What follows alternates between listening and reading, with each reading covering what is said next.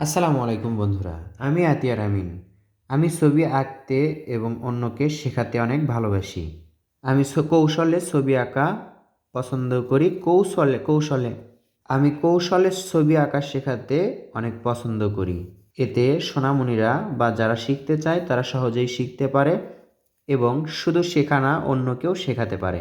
দুই পাশে দুইটা নদীর পাড় আঁকলাম এবং দেখুন নিচে এভাবে একটি দাগ দিলাম। একটা ছোট্ট উল্টা আকৃতির ইউ এর মতো করে সোজা দিয়ে আবার একটা বড়, আবার দেখুন আরও একটা ছোট করে দিয়ে এই পাড়ের সাথে মিলে দিলাম।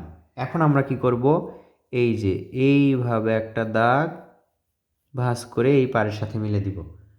আবার কি করব, এখান থেকে সোজা করে উপর দিকে গিয়ে ডাবল করব।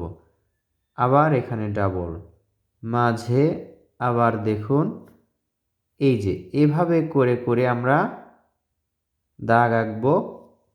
দাগ আঁকা শেষে এই যে দেখুন আরেকটা ডাবল দাগ গোল করে এভাবে এই পাড়ের সাথে এসে মিলিত হবে। সুন্দর একটা ব্রিজ অঙ্কন করা হলো। এই ব্রিজের এখান থেকে দেখুন এই যে ঢেউ, পানির ঢেউ আঁকছি আমরা।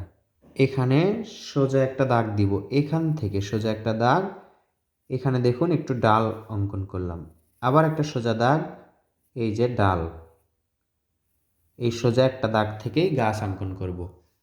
আবার দেখুন এখানে একটা দাগ, এই যে সিম্পলভাবে ডাল আঁকলাম।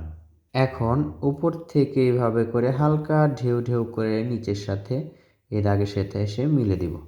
আবার দেখুন এখানে এই গাছটা একটু বড় করব, ঢেউগুলো এই তো সিম্পলি আমরা দিচ্ছি এই যে।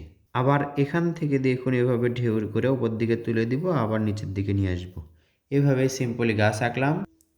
এখানে একটি সূর্য আঁকবো, আকাশে দুই একটি পাখি উড়ে যাচ্ছে। এখানে পাথর আঁকবো, এপাশে পাথর। এখন দেখুন এই দৃশ্যটা আশা করছি সুন্দর লাগছে। সিম্পলে আঁকলাম, সহজে আঁকলাম। কেমন লাগছে কমেন্ট করে জানাবেন, ভালো লাগলে লাইক করবেন।